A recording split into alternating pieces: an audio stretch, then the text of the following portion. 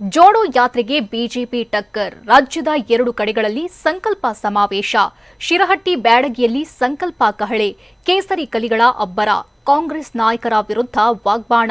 ನೋಡೋಣ ಬಿಜೆಪಿ ಸಂಕಲ್ಪ ಎಕ್ಸ್‌ಪ್ರೆಸ್‌ನಲ್ಲಿ. ಕಾಂಗ್ರೆಸ್ನ ಜೋಡೋ ಯಾತ್ರೆಗೆ ಜನಸಂಕಲ್ಪ ಯಾತ್ರೆ ಮೂಲಕ ಟಕ್ಕರ್ ಕೊಡ್ತಿರುವ ಬಿಜೆಪಿ ನಾಯಕರು ಇಂದು 2 ಕಡೆಗಳಲ್ಲಿ ಜನಸಂಕಲ್ಪ ಯಾತ್ರೆ ಸಮಾವೇಶ ನಡೆಸಿದರು. ಗದಗ ಜಿಲ್ಲೆ ಶಿರಹಟ್ಟಿ ಮತ್ತು ಹಾವೇರಿ ಜಿಲ್ಲೆ ಬ್ಯಾಡಗಿ ಪಟ್ಟಣದಲ್ಲಿ ಸಿಎಂ ಬೊಮ್ಮಾಯಿ ಮತ್ತು ಮಾಜಿ ಸಿಎಂ ಯಡಿಯೂರಪ್ಪ ನೇತೃತ್ವದಲ್ಲಿ ಜನಸಂಕಲ್ಪ ಸಮಾವೇಶ ನಡೆಸಲಾಯಿತು.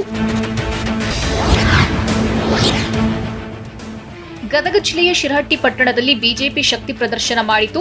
ಶಿರಹಟ್ಟಿ ಪಟ್ಟಣದ ಎಫ್ಎಂ ಡಬಾಲಿ ಮೈದಾನದಲ್ಲಿ ಹಮ್ಮಿಕೊಂಡಿದ್ದ ಜನಸಂಕಲ್ಪ ಯಾತ್ರೆಯಲ್ಲಿ ಮಾಜಿ ಸಿಎಂ ಯಡಿಯೂರಪ್ಪ, ಸಿಎಂ ಬಸವರಾಜ ಬೊಮ್ಮಾಯಿ ಸೇರಿ ಹಲವು ಪ್ರಮುಖ ಸಚಿವರು ಪಾಲ್ಗೊಂಡಿದ್ರು. ಸಮಾವೇಶದಲ್ಲಿ 35,000ಕ್ಕೂ ಹೆಚ್ಚು ಜನ ಪಾಲ್ಗೊಂಡಿದ್ರು. ಇನ್ನು ಕಾಂಗ್ರೆಸ್ ವಿರುದ್ಧ ಸಿಎಂ ಮತ್ತು ಯಡಿಯೂರಪ್ಪ ವಾಗ್ದಾಳಿ ನಡೆಸಿದ್ರು.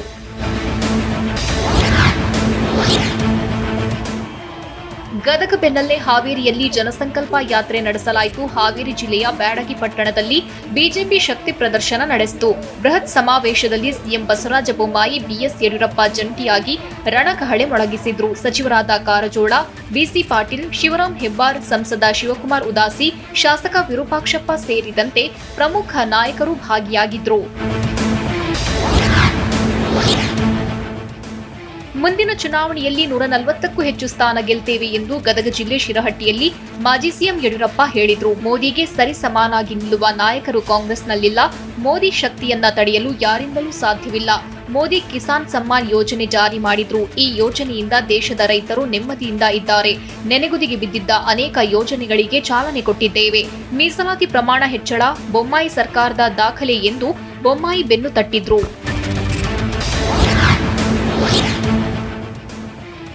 ಮುಂದಿನ ಚುನಾವಣೆಯಲ್ಲಿ ಕಾಂಗ್ರೆಸ್ ಹೆಸರಿಲ್ಲದಂತೆ ಹೋಗುತ್ತೆ ಎಂದು ಗದಗ ಜಿಲ್ಲೆ ಶಿರಹಟ್ಟಿಯಲ್ಲಿ ಸಚಿವ ಗೋವಿಂದ ಕಾರಜೋಳ ಹೇಳಿದ್ರು. ಮೀಸಲಾತಿ ಹೆಚ್ಚಳಕ್ಕೆ ಆಗ್ರಹಿಸಿ 40 ವರ್ಷ ಹೋರಾಟ ಮಾಡಿದ್ರು. ಕಾಂಗ್ರೆಸ್ನವರು ಎಸ್ಸಿ ಎಸ್ಟಿ ಮೀಸಲಾತಿ ಹೆಚ್ಚಳ ಮಾಡಲಿಲ್ಲ. ಆದರೆ ನಮ್ಮ ಸಿಎಂ ಎಸ್ಸಿ ಎಸ್ಟಿ ಮೀಸಲಾತಿ ಪ್ರಮಾಣ ಹೆಚ್ಚಿಸಿದ್ದಾರೆ. ಮುಂದಿನ ಚುನಾವಣೆಯಲ್ಲಿ ಕಾಂಗ್ರೆಸ್ ಹೆಸರಿಲ್ಲದಂತೆ ಹೋಗುತ್ತೆ ಎಂದು ವಾಗ್ದಾಳಿ ನಡೆಸಿದ್ರು. ಬಿಜೆಪಿ ಜನಸಂಕಲ್ಪ ಯಾತ್ರೆ 2023ಕ್ಕೆ ವಿಜಯ ಯಾತ್ರೆ ಆಗಲಿದೆ ಎಂದು ಗದಗ ಜಿಲ್ಲೆಯ ಶಿರಹಟ್ಟಿ ಪಟ್ಟಣದಲ್ಲಿ ಸಿಎಂ ಬೊಮ್ಮಾಯಿ ಹೇಳಿದರು. ಕೆಲ ಅಭ್ಯರ್ಥಿಗಳು 500 ಮತಗಳ ಅಂತರದಿಂದ ಸೋತಿದ್ದಾರೆ. ಅವರು ಗೆದ್ದಿದ್ರೆ ರಾಜ್ಯದಲ್ಲಿ ಸಮ್ಮಿಶ್ರ ಸರ್ಕಾರ ಬರ್ತಿರಲಿಲ್ಲ. ಅಲ್ಪಸಂಖ್ಯಾತರ ಅಭಿವೃದ್ಧಿಗೆ ಕಾಂಗ್ರೆಸ್ ಮಾರಕ. ಕಾಂಗ್ರೆಸ್ ನಾಯಕರು ವಕ್ಫ್ ಬೋರ್ಡ್ ಆಸ್ತಿ ಕಬಳಿಸಿದ್ದಾರೆ ಎಂದು ಕಿಡಿಕಾರಿದ್ರು. ಜನಸಂಕಲ್ಪ ಯಾತ್ರೆಯಲ್ಲಿ ಸಿಎಂರಿಂದ ಮತ್ತೆ ಧಮ್ ಬಗ್ಗೆ ಪ್ರಸ್ತಾಪ ಮಾಡಿದ ಸಿಎಂ ಬೊಮ್ಮಾಯಿ, ಶಿರಹಟ್ಟಿಯಲ್ಲಿ ಧಮ್ ಎಷ್ಟಿದೆ ಎಂದು ನೋಡೋಣ ಎಂದು ಭಾಷಣ ಆರಂಭಿಸಿದ್ರು. ಕಾಂಗ್ರೆಸ್ ಪಕ್ಷಕ್ಕೆ ಜನರಿಗೆ ನೀರು ಕೊಡುವ ತಾಕತ್ತಿರಲಿಲ್ಲ. ನಾಚಿಕೆ ಆಗಬೇಕು, ಇವರಿಗೆ ನಾಚಿಕೆ ಆಗಬೇಕು. ಕಾಂಗ್ರೆಸ್ ದೇಶ ಒಡೆದು ಚೂರು ಚೂರು ಮಾಡಿದ್ದಾರೆ. ಇದೀಗ ಭಾರತ್ ಜೋಡೋ ಯಾತ್ರೆ ಮಾಡ್ತಿದ್ದಾರೆ ಎಂದು ವ್ಯಂಗ್ಯವಾಡಿದ್ರು. ಹಾವೇರಿ ಜಿಲ್ಲೆ ಬ್ಯಾಡಗಿ ಪಟ್ಟಣದ ತಾಲೂಕು ಕ್ರೀಡಾಂಗಣದಲ್ಲಿ ನಡೆದ ಬಿಜೆಪಿ ಜನಸಂಕಲ್ಪ ಯಾತ್ರೆಯಲ್ಲಿ ಕೃಷಿ ಸಚಿವ ಬಿಸಿ ಪಾಟೀಲ್ ಮಾತನಾಡಿದ್ರು. ಇಲ್ಲಿ ಸೇರಿರೋ ಜನರನ್ನ ನೋಡಿದ್ರೆ ಇದು ತಾಲೂಕು ಮಟ್ಟದ ಸಭೆ ಅನಿಸೋದಿಲ್ಲ, ರಾಜ್ಯ ಮಟ್ಟದ ಸಭೆ ಅನಿಸುತ್ತೆ. ಇದಕ್ಕೆ ರಾಜ್ಯದಲ್ಲಿ ಬಿಜೆಪಿ ಸರ್ಕಾರ ಮಾಡಿರೋ ಕಾರ್ಯಗಳು ಕಾರಣ. ಮುಂದಿನ 2023ರ ಚುನಾವಣೆಯಲ್ಲಿ 150ಕ್ಕೂ ಹೆಚ್ಚಿನ ಸೀಟುಗಳನ್ನು ಪಡೆದು ಬಿಜೆಪಿ ಸರ್ಕಾರ ರಚನೆ ಮಾಡ್ತೇವೆ ಎಂದು ವಿಶ್ವಾಸ ವ್ಯಕ್ತಪಡಿಸಿದ್ರು. ಹಿಂದೂ ಪದದ ಬಗ್ಗೆ ಶಾಸಕ ಸತೀಶ್ ಜಾರಕಿಹೊಳಿ ಹೇಳಿಕೆ ವಿರುದ್ಧ ಬಿಜೆಪಿ ಜನಸಂಕಲ್ಪ ಸಮಾವೇಶದಲ್ಲಿ ಎಂಎಲ್ಸಿ ರವಿಕುಮಾರ್ ಕಿಡಿಕಾರಿದ್ರು. ಹಿಂದೂ ಅಂದ್ರೆ ಕೆಟ್ಟ ಶಬ್ದ ಎಂದು ಕಾಂಗ್ರೆಸ್ಸಿಗರು ಹೇಳ್ತಿದ್ದಾರೆ. ಇಡೀ ಪ್ರಪಂಚಕ್ಕೆ ಒಳ್ಳೆಯದು ಮಾಡಿದ್ದು ಹಿಂದೂಗಳು. ಬಿಜೆಪಿ ಜನಸಂಕಲ್ಪ ಯಾತ್ರೆ ಮುಂದೆ ವಿಜಯ ಸಂಕಲ್ಪ ಯಾತ್ರೆಯಾಗುತ್ತೆ. 150 ಸ್ಥಾನ ಗೆಲ್ತೇವೆ ಅನ್ನೋದಕ್ಕೆ ಇಲ್ಲಿ ಸೇರಿದ ಜನರೇ ಸಾಕ್ಷಿ. ಇಲ್ಲಿನ ಜನ ನೋಡಿ ಕಾಂಗ್ರೆಸ್ನವರಿಗೆ ನಡುಕ ಶುರುವಾಗಿದೆ ಎಂದು ತಿರುಗೇಟು ನೀಡಿದ್ರು. ಸತೀಶ್ ಜಾರಕಿಹೊಳಿ ಹೇಳಿಕೆಗೆ ಸಿಡಿದೆದ್ದ ಕಮಲಕಲಿಗಳು. ವಿನಾಶಕಾಲೆ ವಿಪರೀತ ಬುದ್ಧಿ, ನಾಚಿಕೆ ಆಗಲ್ವಾ? ಓಟಿಗಾಗಿ ಏನ್ ಬೇಕಾದ್ರೂ ಮಾಡ್ತೀರಾ ಅಂತ ಗರಂ ಆಗಿದ್ದು ಯಾರು? ನೋಡೋಣ ಹಿಂದೂ ಫೈಟ್ ಎಕ್ಸ್‌ಪ್ರೆಸ್‌ನಲ್ಲಿ. ಹಿಂದೂ ಹೆಸರು ಪರ್ಷಿಯನ್ ಭಾಷೆಯ ಪದ. ಹಿಂದೂ ಅರ್ಥವೇ ಅಶ್ಲೀಲ ಎಂದಿದ್ದ ಸತೀಶ್ ಜಾರಕಿಹೊಳಿ ವಿಕಿಪೀಡಿಯಾದಲ್ಲಿರುವ ಹಿಂದೂ ಪದ ಅರ್ಥದ ದಾಖಲೆ ಬಿಡುಗಡೆ ಮಾಡಿದ್ರು. ಬೆಳಗಾವಿಯ ತಮ್ಮ ನಿವಾಸದಲ್ಲಿ ದಾಖಲೆ ಬಿಡುಗಡೆ ಮಾಡಿದ ಸತೀಶ್ ಜಾರಕಿಹೊಳಿ ತಮ್ಮ ಹೇಳಿಕೆಯನ್ನ ಸಮರ್ಥಿಸಿಕೊಂಡ್ರು.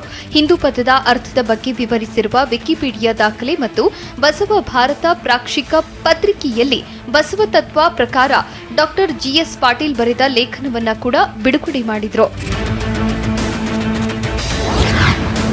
ಓಟಿಗಾಗಿ. ನಾಚಿಕೆ ಆಗಲ್ವಾ? ಓಟಿಗಾಗಿ ಏನ್ ಬೇಕಾದ್ರೂ ಮಾಡ್ತೀರಾ ಅಂತ ಸಿಎಂ ಪ್ರಶ್ನೆ ಮಾಡಿದ್ರು. ಸತೀಶ್ ಜಾರಕಿಹೊಳಿ ದೇಶ ಒಡೆಯುವ ಹೇಳಿಕೆ ನೀಡಿದ್ದಾರೆ. ಇಂದು ಚರ್ಚೆಗೆ ಬನ್ನಿ, ಕ್ಷಮೆ ಕೇಳುವುದಿಲ್ಲ ಎಂದು ಹೇಳಿದ್ದಾರೆ. ಸತೀಶ್ ಜಾರಕಿಹೊಳಿ ಹೇಳಿಕೆಯನ್ನ ಬಿಜೆಪಿ ಸಹಿಸೋದಿಲ್ಲ. ನಮ್ಮ ಸ್ವಾಭಿಮಾನಕ್ಕೆ ಧಕ್ಕೆಯಾದ್ರೆ ಪುಟಿದೇಳ್ತೇವೆ ಎಂದು ಎಚ್ಚರಿಕೆ ನೀಡಿದ್ದಾರೆ. ಇದನ್ನ ಪ್ರತಿಭಟನೆಯ ಜೊತೆಗೆ ಇದನ್ನೆಲ್ಲವನ್ನು ಇದು ಚುನಾವಣೆ ಪ್ರಶ್ನೆಯಲ್ಲ, ಸತೀಶ್ ಜಾರಕಿಹೊಳಿಯವರ ಕೊಳಕು ಮನಸ್ಥಿತಿ ಎಂದು ಹಾವೇರಿ ಜಿಲ್ಲೆಯ ಬ್ಯಾಡಗಿ ತಾಲೂಕಿನ ಮೂಟೆಬೆನ್ನೂರು ಗ್ರಾಮದಲ್ಲಿ ಸಿಎಂ ಬೊಮ್ಮಾಯಿ ವಾಗ್ದಾಳಿ ನಡೆಸಿದ್ದಾರೆ. ಪದೇ ಪದೇ ಧಾರ್ಮಿಕ ಪರಂಪರೆ ಕೆಣಕೋದು ಎಷ್ಟರ ಮಟ್ಟಿಗೆ ಸರಿ? ಸತೀಶ್ ಜಾರಕಿಹೊಳಿ ಹೇಳಿಕೆಯಿಂದ ದೇಶದ ಜನರಿಗೆ ನೋವಾಗಿದೆ. ಇಷ್ಟೆಲ್ಲಾ ಹೇಳಿದ್ರು ಸಿದ್ದರಾಮಯ್ಯ, ರಾಹುಲ್ ಅಭಿಪ್ರಾಯ ಏನು? ಕೆಪಿಸಿಸಿ ಕಾರ್ಯಾಧ್ಯಕ್ಷ ಜಾರಕಿಹೊಳಿ ಮೇಲೆ ಕ್ರಮ ಕೈಗೊಳ್ತಾರಾ ಎಂದು ಪ್ರಶ್ನೆ ಮಾಡಿದ್ರು. ರಾಹುಲ್ ಗಾಂಧಿ ಅವರು ಸಿದ್ದರಾಮಯ್ಯ ಯಾಕೆ ಮೌನ? ಹಿಂದೂಗಳನ್ನ ತೆಗಳಿದ್ರೆ ಅಲ್ಪಸಂಖ್ಯಾತರ ಓಟ್ ಬರುತ್ತೆ ಅನ್ನೋದು ಅವರ ಲೆಕ್ಕಾಚಾರ ಅಂತ ಗೃಹ ಸಚಿವ ಆರಗ ಜ್ಞಾನೇಂದ್ರ ತಿರುಗೇಟು ನೀಡಿದ್ರು. ಇವರು ಅತ್ತಂಗೆ ಮಾಡೋದು, ಮತ್ತೊಬ್ಬರು ಸಮಾಧಾನ ಮಾಡೋದು, ಇದೊಂದು ತಂತ್ರ ಅಷ್ಟೇ. ಜಾತಿ ಧರ್ಮವನ್ನ ಒಡೆಯೋದೇ ಅವರ ಕೆಲಸ.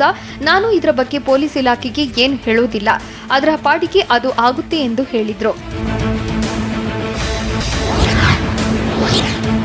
ಹಿಂದೂ ಧರ್ಮದ ಬಗ್ಗೆ ಸತೀಶ್ ಜಾರಕಿಹೊಳಿ ಹೇಳಿಕೆಗೆ ಬಿಜೆಪಿ ರಾಜ್ಯ ಉಸ್ತುವಾರಿ ಅರುಣ್ ಸಿಂಗ್ ಖಂಡಿಸಿದ್ದಾರೆ.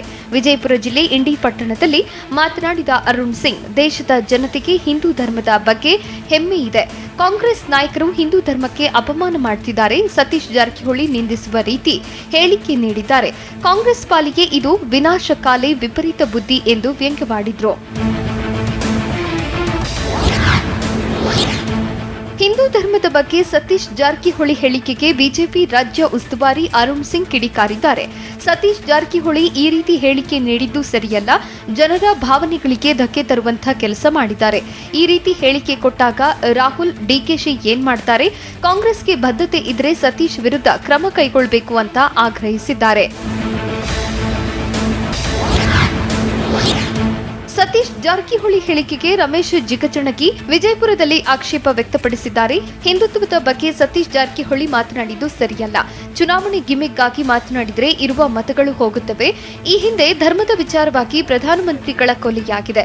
ಧರ್ಮದ ವಿಚಾರವಾಗಿ ಯಾವ ರಾಜಕಾರಣಿಗಳು ಕೈ ಹಾಕಬಾರದು ಎಂದು ಕಿವಿ ಮಾತು ಹೇಳಿದ್ರು. ಸತೀಶ್ ಜಾರಕಿಹೊಳಿ ವೈಯಕ್ತಿಕವಾಗಿ ಹೇಳಿಕೆ ನೀಡಿದ್ದಾರೆ ಎಂದು ಮಂಗಳೂರಿನಲ್ಲಿ ವಿಪಕ್ಷ ಉಪನಾಯಕ ಯುಟಿ ಖಾದರ್ ಹೇಳಿದ್ದಾರೆ. ಯಾರಿಗೆ ಯಾರು ನೋವಾಗುವ ರೀತಿ ಹೇಳಿಕೆ ನೀಡಬಾರದು. ಸತೀಶ್ ಜಾರಕಿಹೊಳಿ ವೈಯಕ್ತಿಕವಾಗಿ ಹೇಳಿಕೆ ನೀಡಿದ್ದಾರೆ. ಪಕ್ಷದ ವೇದಿಕೆಯಲ್ಲಿ ಸತೀಶ್ ಜಾರಕಿಹೊಳಿ ಹೇಳಿಕೆ ನೀಡಿಲ್ಲ. ಪಕ್ಷದ ಹಿರಿಯ ನಾಯಕರು ಈ ಬಗ್ಗೆ ಪ್ರತಿಕ್ರಿಯೆ ನೀಡಿದ್ದಾರೆ. ಕ್ರಮದ ಬಗ್ಗೆ ಪಕ್ಷದ ನಾಯಕರು ನಿರ್ಧಾರ ಕೈಗೊಳ್ಳುತ್ತಾರೆ ಎಂದು ಹೇಳಿದರು. ಹಿಂದೂ ಪದದ ಬಗ್ಗೆ ಶಾಸಕ ಸತೀಶ್ ಜಾರಕಿಹೊಳಿ ಹೇಳಿಕೆಯನ್ನು ಖಂಡಿಸಿ ನಾಳೆ ಬಿಜೆಪಿ ಕಾರ್ಯಕರ್ತರು ಪ್ರತಿಭಟನೆ ನಡೆಸಲಿದ್ದಾರೆ. ನಾಳೆ ಬೆಳಗ್ಗೆ 11:30ಕ್ಕೆ ಎಲ್ಲಾ ಜಿಲ್ಲಾ ಕೇಂದ್ರಗಳಲ್ಲಿ ಬಿಜೆಪಿ ಪ್ರತಿಭಟನೆ ನಡೆಸಲಿದೆ. ಪ್ರತಿಭಟನೆ ನಡೆಸುವಂತೆ ಜಿಲ್ಲಾ ಘಟಕಗಳಿಗೆ ರಾಜ್ಯ ಬಿಜೆಪಿ ಘಟಕ ಸೂಚನೆ ನೀಡಿದೆ.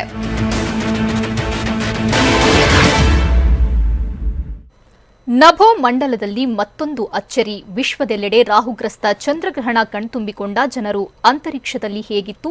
ಇವತ್ತಿನ ನೆರಳು ಬೆಳಕಿನ ಆಟ ನೋಡೋಣ ರಕ್ತಚಂದ್ರ ಎಕ್ಸ್‌ಪ್ರೆಸ್‌ನಲ್ಲಿ.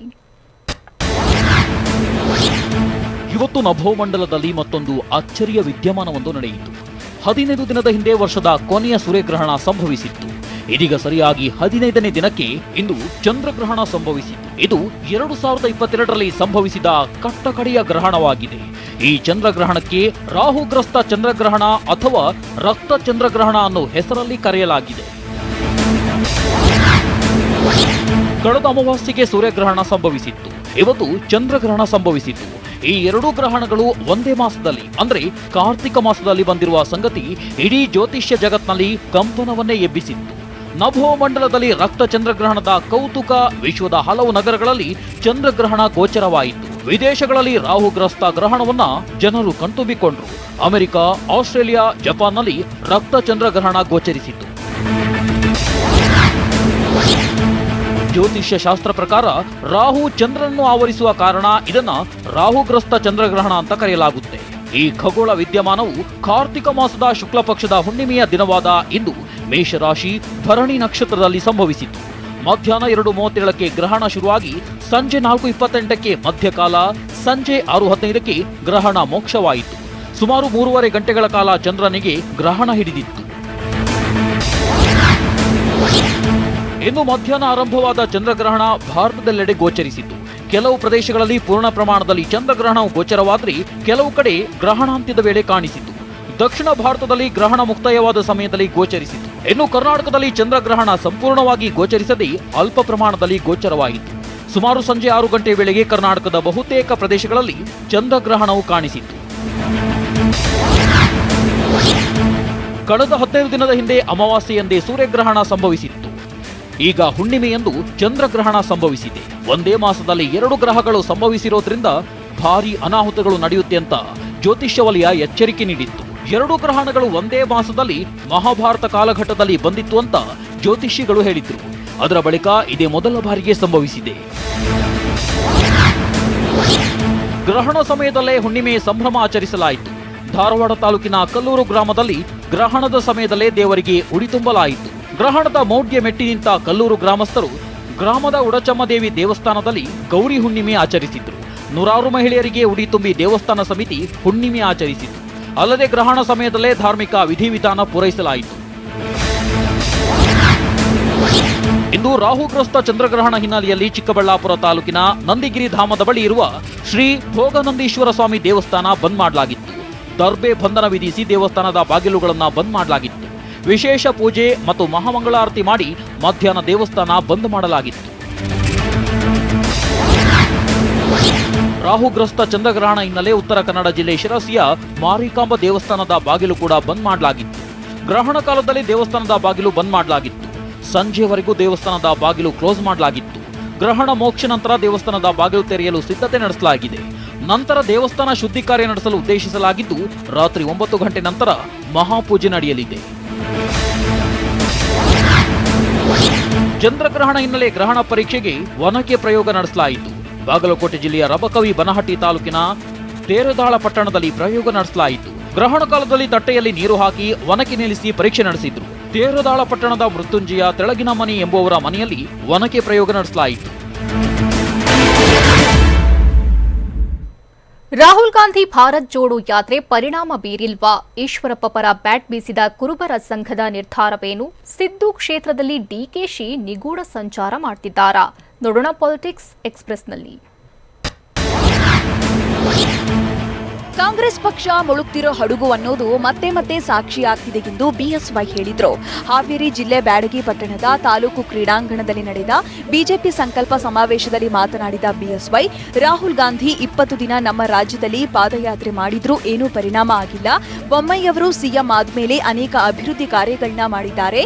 ರಾಜ್ಯದಲ್ಲಿ ಮತ್ತೊಮ್ಮೆ ಬಿಜೆಪಿ ಅಧಿಕಾರಕ್ಕೆ ಬರುತ್ತೆ ಅನ್ನೋದಕ್ಕೆ ನೀವೇ ಸಾಕ್ಷಿ ಎಂದು ಹೇಳಿದ್ರು. ಜನರು ಮತ್ತೆ ಬಿಜೆಪಿ ಅಧಿಕಾರಕ್ಕೆ ತರುವ ಸಂಕಲ್ಪ ಮಾಡಿದ್ದಾರೆ ಎಂದು ಹಾವೇರಿ ಜಿಲ್ಲೆಯ ಬ್ಯಾಡಗಿ ತಾಲೂಕಿನ ಮೋಟೆಬೆನ್ನೂರಿನಲ್ಲಿ ಸಿಎಂ ಬಸವರಾಜ ಬೊಮ್ಮಾಯಿ ಹೇಳಿದ್ದಾರೆ. ಕೇಂದ್ರ ರಾಜ್ಯ ಸರ್ಕಾರದ ಯೋಜನೆಗಳಿಂದ ಬೆಂಬಲ ಸಿಕ್ಕಿದೆ. ಬಿಜೆಪಿ ಜನಸಂಕಲ್ಪ ಯಾತ್ರೆ ಬಗ್ಗೆ ಸಿದ್ದರಾಮಯ್ಯ ಟೀಕಿಸಿರುವ ಬಗ್ಗೆ ಮಾತನಾಡಿದ ಸಿಎಂ, ಸಿದ್ದರಾಮಯ್ಯನವರು ಹೇಳಿದ್ದು ಯಾವುದು ಸತ್ಯ ಆಗಲ್ಲ ಎಂದು ಹೇಳಿದರು.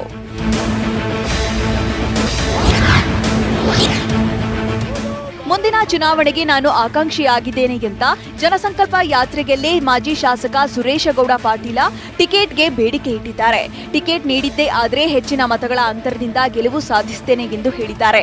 ಹಾವೇರಿ ಜಿಲ್ಲೆ ಬ್ಯಾಡಗಿ ಪಟ್ಟಣದ ತಾಲೂಕು ಕ್ರೀಡಾಂಗಣದಲ್ಲಿ ನಡೆದ ಬಿಜೆಪಿ ಸಂಕಲ್ಪ ಸಮಾವೇಶದಲ್ಲಿ ಸಿಎಂ ಬಸವರಾಜ ಬೊಮ್ಮಾಯಿ ಹಾಗೂ ಮಾಜಿ ಸಿಎಂ ಬಿಎಸ್ ಯಡಿಯೂರಪ್ಪನವರ ಮುಂದಿಗೆ ಟಿಕೆಟ್ಗೆ ಬೇಡಿಕೆಯನ್ನ ಇಟ್ಟರು. ಕೆಎಸ್ ಈಶ್ವರಪ್ಪ ಸಚಿವ ಸಂಪುಟಕ್ಕೆ ಸೇರ್ಪಡೆ ವಿಳಂಬವಾಗಿರುವ ಕಾರಣ ಈಶ್ವರಪ್ಪ ಪರ ರಾಜ್ಯ ಕುರುಬರ ಸಂಘ ಬ್ಯಾಟಿಂಗ್ ನಡೆಸಿದೆ. ಇನ್ನು ನಾಳೆ ಮಧ್ಯಾಹ್ನ ಕುರುಬರ ಸಂಘದ ಸದಸ್ಯರಿಂದ ಸುದ್ದಿಗೋಷ್ಠಿ ನಡೆಸಲು ತೀರ್ಮಾನಿಸಲಾಗಿದೆ. ಬೆಂಗಳೂರು ನಗರದ ಖಾಸಗಿ ಹೋಟೆಲ್ನಲ್ಲಿ ನಾಳೆ ಸುದ್ದಿಗೋಷ್ಠಿ ನಡೆಯಲಿದ್ದು, ಕೆಎಸ್ಇರನ್ನ ಮತ್ತೆ ಸಂಪುಟಕ್ಕೆ ಸೇರ್ಪಡೆ ಮಾಡಿಕೊಳ್ಳುವಂತೆ ಹಾಗೂ ಮಲ್ಕಾಪುರರನ್ನ ಸಭಾಪತಿಯಾಗಿ ಮುಂದುವರಿಸುವಂತೆ ಒತ್ತಾಯಿಸಲಿದ್ದಾರೆ ಎಂದು ಹೇಳಲಾಗಿದೆ. ತುಮಕೂರಿನಲ್ಲಿ ಗುಬ್ಬಿ ಎಸ್ಆರ್ ಶ್ರೀನಿವಾಸ್ ಮನೆಗೆ ಸಾರಾ ಮಹೇಶ್ ಭೇಟಿ ನೀಡಿದ್ದು ಸಾಕಷ್ಟು ಕುತೂಹಲಕ್ಕೆ ಕಾರಣವಾಗಿದೆ. ಆದರೆ ಸಾರಾ ಮಹೇಶ್ ಭೇಟಿ ಕೊಟ್ಟಿದ್ದ ವೇಳೆ ಶಾಸಕ ಶ್ರೀನಿವಾಸ್ ಮನೆಯಲ್ಲಿರಲಿಲ್ಲ ಎಂದು ಹೇಳಲಾಗಿದೆ. ಶ್ರೀನಿವಾಸ್ ಪುತ್ರ ದುಷ್ಯಂತ್ ಸಾರಾ ಮಹೇಶ್ಗೆ ಸ್ವಾಗತಿಸಿದ್ರು. ಬಳಿಕ ಶ್ರೀನಿವಾಸ್ ಪತ್ನಿ ಭಾರತಿ ಹಾಗೂ ಪುತ್ರನ ಜೊತೆಗೆ ಸೌಹಾರ್ದ ಮಾತುಕತೆ ನಡೆಸಿದ್ರು. ಇನ್ನು ಸಾರಾ ಮಹೇಶ್ಗೆ ಎಂಎಲ್ಸಿ ದಿನೇಶ್ ಗೂಳಿಗೌಡ ಸಾಥ್ ನೀಡಿದ್ರು. ಸಿದ್ದರಾಮಯ್ಯ ಕ್ಷೇತ್ರದಲ್ಲಿ ಡಿಕೆಶಿ ನಿಗೂಢ ಸಂಚಾರ ನಡೆಸುತ್ತಿದ್ದಾರಾ ಎಂಬ ಅನುಮಾನ ಮೂಡಿದೆ. ನಿನ್ನೆ ಬೆಳಗಾವಿಯಿಂದ ನೇರವಾಗಿ ಬಾದಾಮಿ ತಾಲೂಕಿನ ಕೆರೂರಿನಲ್ಲಿ ಡಿಕೆಶಿ ಪ್ರತ್ಯಕ್ಷವಾಗಿದ್ರು.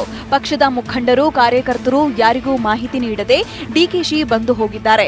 ಕೆರೂರ ಪಟ್ಟಣದಲ್ಲಿ ಬೀದಿ ಬದಿಯಲ್ಲಿ ಕೆಲ ಯುವಕರನ್ನ ಮಾತನಾಡಿಸಿದ್ದಾರೆ. ಕಾರ್ಯಕರ್ತರಾಗಲಿ ಅಥವಾ ಜಿಲ್ಲೆಯ ಪೊಲೀಸರಿಗೂ ಮಾಹಿತಿ ಇರಲಿಲ್ವಂತೆ. ಹೀಗಾಗಿ ಡಿಕೆಶಿ ಭೇಟಿ ಕುತೂಹಲ ಮೂಡಿಸಿದೆ. ಬಿಜೆಪಿ ಜನಸಂಕಲ್ಪ ಯಾತ್ರೆಗೆ ವಿಧಾನಸಭೆ ವಿಪಕ್ಷ ಉಪನಾಯಕ ಯುಟಿ ಖಾದರ್ ವ್ಯಂಗ್ಯವಾಡಿದ್ದಾರೆ. ಬಿಜೆಪಿಯ ಜನಸಂಕಲ್ಪ ಯಾತ್ರೆಗಲ್ಲ, ಇದು ಜನರ ಸಂಕಷ್ಟದ ಯಾತ್ರೆ. ಜನಸಾಮಾನ್ಯರ ಮನಸ್ಸು ಬೇರೆಡೆ ಸೆಳೆಯಲು ಈ ಯಾತ್ರೆ ಮಾಡಲಾಗ್ತಿದೆ. ಜನರನ್ನ ಸಂಕಷ್ಟಕ್ಕೆ ದೂಡುವ ಕೆಲಸ ಸರ್ಕಾರ ಮಾಡಿದೆ. ಡಬಲ್ ಇಂಜಿನ್ ಸರ್ಕಾರಕ್ಕೆ ರಸ್ತೆ ಗುಂಡಿ ಮುಚ್ಚುವ ತಾಕತ್ತು ಸಹ ಇಲ್ಲ. ಡಬಲ್ ಇಂಜಿನ್ ಸರ್ಕಾರದಲ್ಲಿ ಇಂಜಿನ್ ಕೆಟ್ಟು ಹೋಗಿದೆ. ಇಂಜಿನ್ ಇಲ್ಲದೆ ಬರೀ ಸೈಲೆನ್ಸರ್ ಮಾತ್ರ ಸದ್ದು ಮಾಡುತ್ತಿದೆ ಎಂದು ವ್ಯಂಗ್ಯವಾಡಿದ್ದಾರೆ. ಕೆಪಿಸಿಸಿ ಕಾರ್ಯಾಧ್ಯಕ್ಷ ಸತೀಶ್ ಜಾರಕಿಹೊಳಿ ಹಿಂದೂ ಹೇಳಿಕೆ ಖಂಡಿಸಿ ಪ್ರತಿಭಟನೆ ನಡೆಸಲಾಯಿತು. ಬೆಳಗಾವಿ ಜಿಲ್ಲೆಯ ನಿಪ್ಪಾಣಿಯಲ್ಲಿ ಸಚಿವೆ ಶಶಿಕಲಾ ಜೊಲ್ಲೆ ನೇತೃತ್ವದಲ್ಲಿ ಬೃಹತ್ ಪ್ರತಿಭಟನೆ ನಡೆಸಲಾಯಿತು. ಸತೀಶ್ ಜಾರಕಿಹೊಳಿ ವಿರುದ್ಧ ಘೋಷಣೆ ಕೂಗಿ ಬಿಜೆಪಿ ಕಾರ್ಯಕರ್ತರು ಆಕ್ರೋಶ ಹೊರಹಾಕಿದರು. ಇನ್ನು ಸತೀಶ್ ಜಾರಕಿಹೊಳಿ ಭಾವಚಿತ್ರಕ್ಕೆ ಮಸಿ ಬಳಿಯಲಾಯಿತು. ಕೆಪಿಸಿಸಿ ಕಾರ್ಯಾಧ್ಯಕ್ಷ ಸತೀಶ್ ಜಾರಕಿಹೊಳಿ ಹಿಂದೂ ಹೇಳಿಕೆಗೆ ನಳಿನ್ ಕುಮಾರ್ ಕಟೀಲ್ ಆಕ್ರೋಶ ವ್ಯಕ್ತಪಡಿಸಿದ್ದಾರೆ. ಈ ಬಗ್ಗೆ ಟ್ವೀಟ್ ಮಾಡಿರುವ ಅವರು, ಕಾಂಗ್ರೆಸ್ಸಿನ ಹಿಂದೂ ಮುಖಂಡರಿಗೆ ತಮ್ಮನ್ನು ಹಿಂದೂಗಳೆಂದು ಕರೆಸಿಕೊಳ್ಳಲು ನಾಚಿಕೆ ಆಗಬೇಕು. ಇದು ಇಂದು ನಿರ್ಣಯದಲ್ಲ. ಹಿಂದೂ ಶಬ್ದದ ಅರ್ಥ ಅಸಹ್ಯವಾಗಿದೆ ಎನ್ನುವ ಮೂಲಕ ಸತೀಶ್ ಜಾರಕಿಹೊಳಿ ತನ್ನ ಭಾವನೆ ಮತ್ತು ಮನಸ್ಥಿತಿಯನ್ನ ಸಾಬೀತುಪಡಿಸಿದ್ದಾರೆ ಎಂದು ಕಿಡಿಕಾರಿದ್ರು.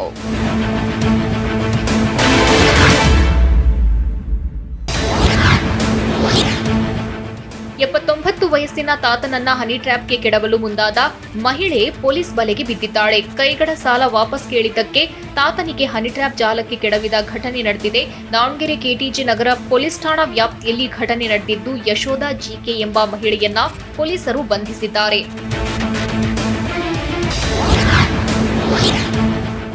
79 ವಯಸ್ಸಿನ ತಾತ ಯಶೋಧ ಜಿಕೆ ಎಂಬ ಮಹಿಳೆಗೆ 85,000 ಹಣ ಕೈಗಡ ನೀಡಿದ್ರು. ಆದ್ರೆ ಕೈಗಡ ನೀಡಿದ ಹಣವನ್ನ ವಾಪಸ್ ಕೊಡುವಂತೆ ವೃದ್ಧ ಯಶೋಧಾಳನ್ನ ಕೇಳಿದ್ದಾರೆ.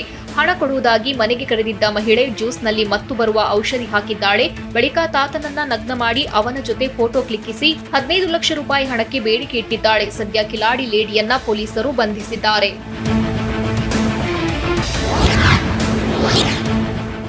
ಮುರುಘಾಶ್ರೀ ವಿರುದ್ಧ 2ನೇ ಪೋಕ್ಸೋ ಪ್ರಕರಣಕ್ಕೆ ಸಂಬಂಧಿಸಿದಂತೆ 2ನೇ ಆರೋಪಿ ಲೇಡಿ ವಾರ್ಡನ್ಗೆ 3 ದಿನಗಳ ಕಾಲ ಪೊಲೀಸ್ ಕಸ್ಟಡಿಗೆ ನೀಡಿ ನ್ಯಾಯಾಲಯ ಆದೇಶ ನೀಡಿದೆ. ಮಠದ ಹಾಸ್ಟೆಲ್ನ ಲೇಡಿ ವಾರ್ಡನ್ ರಶ್ಮಿಯನ್ನ ನವೆಂಬರ್ 10ರವರೆಗೆ ಪೊಲೀಸ್ ಕಸ್ಟಡಿಗೆ ನೀಡಲಾಗಿದೆ. ಈ ಬಗ್ಗೆ ಚಿತ್ರದುರ್ಗದ 2ನೇ ಹೆಚ್ಚುವರಿ ಸೆಷನ್ಸ್ ನ್ಯಾಯಾಲಯ ಆದೇಶ ನೀಡಿದೆ. ಸಿಐಪಿ ಬಾಲಚಂದ್ರ ನಾಯ್ಕ್ ನೇತೃತ್ವದಲ್ಲಿ ವಿಚಾರಣೆ ನಡೆಯಲಿದೆ.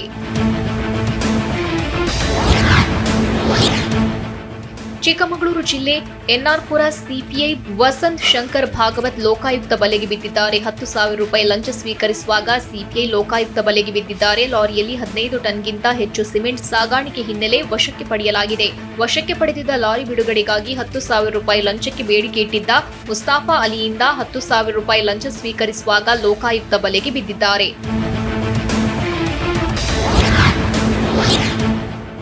ಬಿಜೆಪಿ ಶಾಸಕ ರೇಣುಕಾಚಾರ್ಯ ತಮ್ಮನ ಪುತ್ರ ಸಾವು ಪ್ರಕರಣಕ್ಕೆ ಸಂಬಂಧಿಸಿದಂತೆ ಶಾಸಕರ ನಿವಾಸಕ್ಕೆ ಮಠಾಧೀಶರು ಭೇಟಿ ನೀಡಿದ್ದಾರೆ. ದಾವಣಗೆರೆ ಜಿಲ್ಲೆ ಹೊನ್ನಾಳಿಯಲ್ಲಿರುವ ರೇಣುಕಾಚಾರ್ಯ ನಿವಾಸಕ್ಕೆ ಪಂಚಮಸಾಲಿ ಮಠದ ವಚನಾನಂದ ಶ್ರೀ ಇಮ್ಮಡಿ ಸಿದ್ದರಾಮೇಶ್ವರ ಸ್ವಾಮೀಜಿ, ಯಾದವಾನಂದ ಸ್ವಾಮೀಜಿ, ಮಾದರ ಚಿನ್ನಯ್ಯ ಸ್ವಾಮೀಜಿ, ಬಸವ ಮಾಚಿದೇವ ಸ್ವಾಮೀಜಿ ಭೇಟಿ ನೀಡಿ ಸಾಂತ್ವನ ಹೇಳಿದ್ರು.